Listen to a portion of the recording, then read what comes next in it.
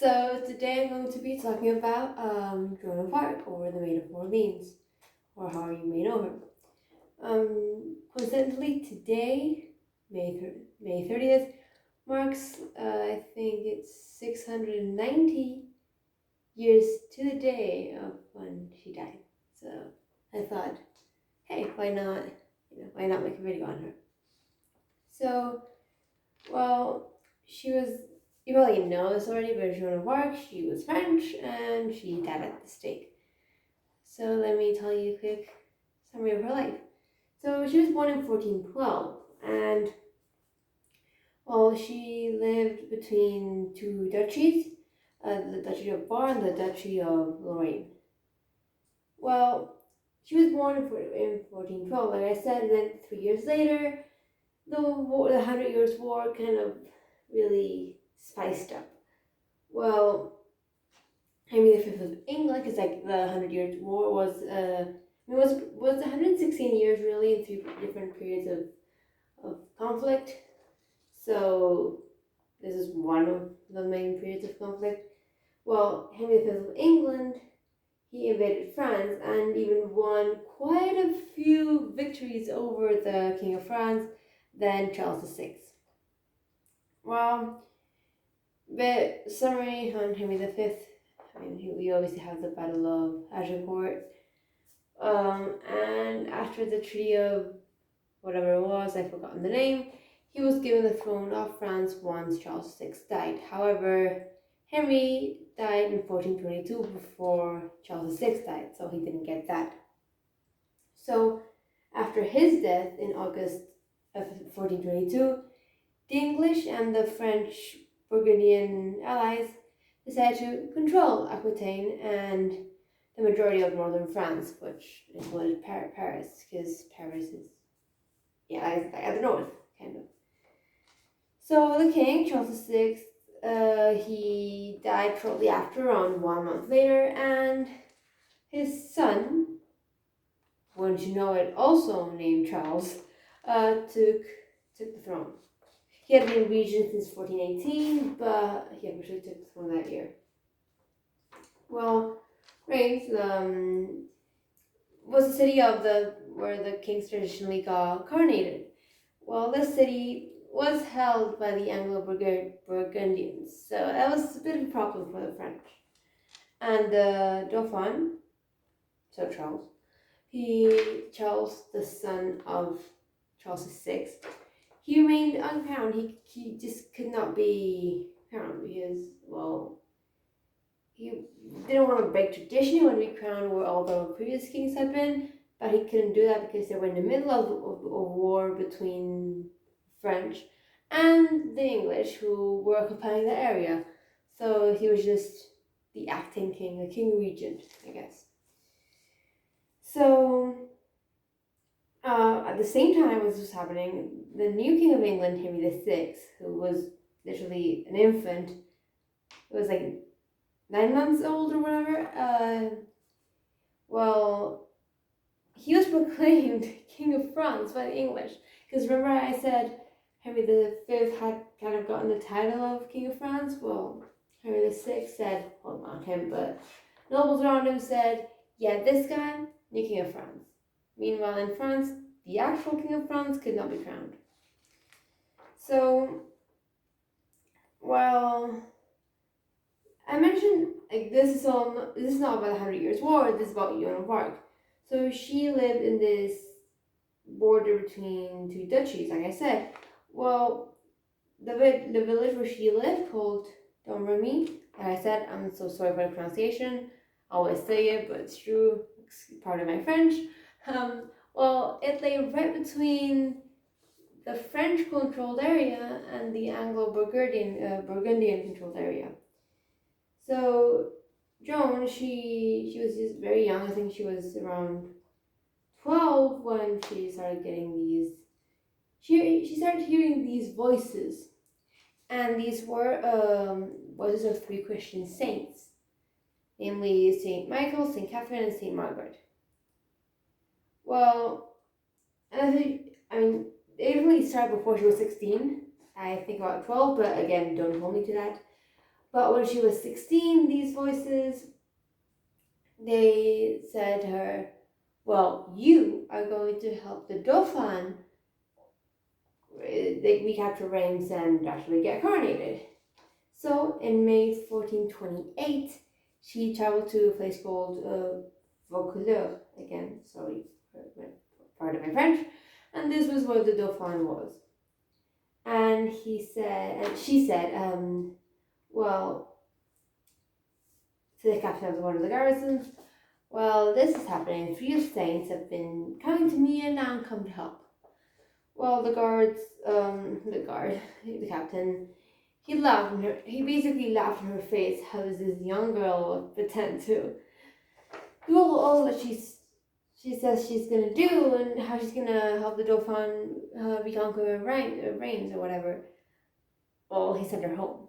However, Joan said, "No, I am gonna do it differently." So in January 1429, so around a bit less than a year later, she came back to the captain, and well, this time he was impressed. He's like, "Come on, it's been less than a year, and you're coming back. Okay, fine, I'm gonna let you in." And well, so he let her go visit the Dauphin. Well, by the time she reached the Dauphin's castle in February 1429, she kind of had to dress differently. By differently, I mean literally dressed up like a guy. She had to wear men's clothes. And well, she did. And in February 1429, she was granted an audience with Charles. Well, Charles, this is a weird tradition with monarchs or whatever. Or it's just weird. I've said whatever a bunch of times. But where they sometimes hide in their servants so the person can pick them out. Again, it's really weird. But the Dauphin did this, but Joan immediately picked him out. He said, "You are the Dauphin. Yes, you are the Dauphin, and this is my mission, and I'm going to help you." Well, Charles, he at first didn't really trust Joan because it was kind of weird how she had immediately picked him. So he had him questioned, and by the end, they decided, the courtiers and the people who actually interrogated Joan, that they decided that she was well suited to help the Dauphin because she would provide good advice and just very strange, very charismatic, and just what Dauphin needed to, not take the throne either. It's just retake the place where he could be coronated. So Charles decided that in order to make the best use of Joan he could, to give her an army. So on April 27th, 1429, she went to Orleans. I guess it Maid of Orleans. Well, in Orleans. This had been captured by the English in October 1428, so she was on April 27th, and 2 days later, well, she managed to distract the English troops and at the same time enter into Orleans and just brought supplies, brought reinforcements, and just inspired resistance by the French. So she really helped the effort there. And well, there were a few battles in the English and the French, some of them personally led by Joan of Arc herself, all this time dressed like a man. And on May 7th, she sadly was hit by an arrow. But like I said, she died in 1430, so this couldn't have been how she died. And it wasn't. She just recovered and kept on fighting. And well, because of her, the French won the battle. And the next day, on the May 8th, the English retreated from Orleans. Hence, her victory got her the name the Maid of Orleans. You can probably guess. So, well, for 5 weeks, Joan and other French commanders, they kept on just facing the English time after time and winning, which is kind of awesome. And at the same time, she was dressed as a man because a woman couldn't really do what she was doing. On July 16th, 1429, well, the royal army actually reached Rheims, and they opened the gate. They let Joan and the Dauphin go in. And officially the next day, the Dauphin was not the Dauphin any longer. He was Charles VII. And Joan actually held the royal standard right next to him in the coronation, which is a big deal. She was actually this farm girl who lived in a border and had crazy visions. And now she was holding the standard right next to the king at his coronation. Talking about rising up in the world. Well, and yeah, she knelt before Charles after the ceremony was over to like say, "Oh my king," whatever. And well, I mean, she was really Christian, so her being there symbolized how she had managed to succeed in her mission of serving God and making Charles VII the rightful king. And well, the thing is, the 100 Years' War was not over. So September 8th, just less than 2 months after Charles was coronated, him and Joan, they attacked Paris, which was in the, kind of in the hands of the English. So Joan, she carried the standard out of herself, but she led the group carrying a standard to the northwards and said, "Hey, people of Paris, you really should surrender and crown Charles the Seventh, the rightful king. Why don't you?" And well, she kept on doing this. She was wounded, and the siege of Paris was quite unsuccessful. She kept on doing it. She kept on encouraging people to keep on fighting. And well, after that failed, she did more. She campaigned on other places like Saint Pierre le Moitié and different places. That's just one of the places. And she even got made a noble. Not only her, but her family. Need to remind you, they were just a bunch of farmers. So, May 1430, we're approaching the date of her death. I said she died in 1430, I'm sorry. She died in 1431. I made my mistake. So, 1 year before she died, the Burgundians laid siege to Compiègne. And, well, Joan, she was awesome. She just came into the town in their darkness and aided them in their defense. And however, she did the best she could, and it was awesome, but she did get captured on May 23rd. And well, she got sold to the English by the Burgundians, who were the ones who captured her, kept her prisoner for a few weeks, even months, and they, like I said, sold her to the English in March 1431, and then went on trial for ecclesiastical authorities on charges of heresy. Joan of Arc, heresy. Why? Well, one of the charges that was put on her was rejecting the church because she had received direct inspiration from God.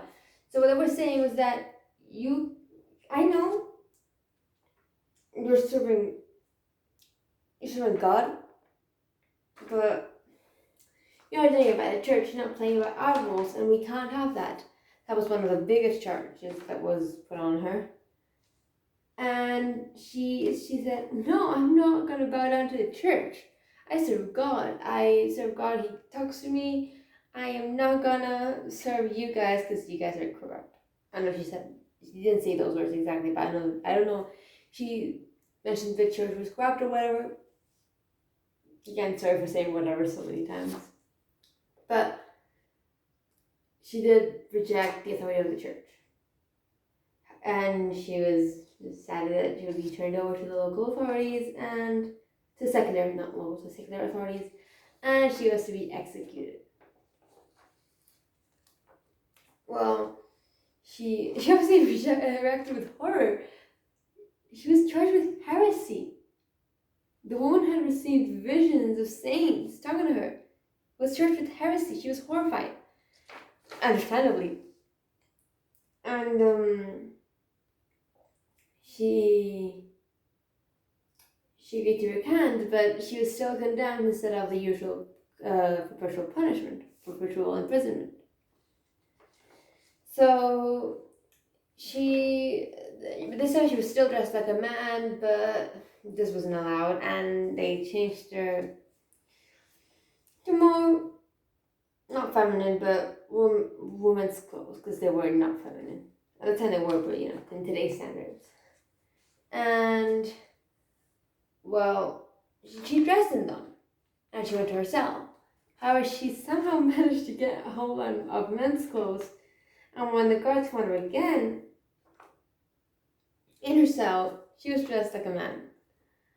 And, well, she was questioned, and she was forced to say how St. Catherine and St. Margaret had reproached her for giving into the church, because she recanted when her death sentence was read, but nothing changed, and, well,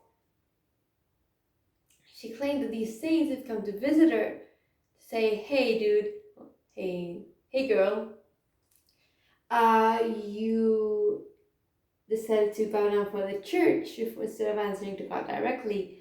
What the hell is wrong with you? And, well, they said, the people said, no, the people in charge of this, they said, yeah, this is still heresy, so this is all good enough, but not enough. And just at the age of 19, she was born at the stake. And she instructed the priest to hold the crucifix high enough for her to see and to read prayers loud enough for her to hear. But yeah, it's kind of stupid, like how she just got betrayed by the French people. She defended them. She managed to put Charles VII on the throne. She was really religious. Ended up executed in charges of heresy. Didn't help that she was wearing men's clothes, which wasn't allowed, but because she put the authority of God over the authority of the church, that was a no-no. And it's quite horrifying that he put the authority of church over, he put authority of God over that of the church. That's a huge no-no, which I don't understand. And that's pretty much it. That is Joan of Arc. So, quick summary, she was this little girl from a town who had visions, gone to the Dauphin's good side, managed to get a Dauphin crowned, and she wore men's clothes, but she got found out. She got charged for heresy and burned at the stake. That's pretty much it. So I hope you liked it, I hope you found it interesting, and yeah, that's pretty much it. So thank you for watching. Bye.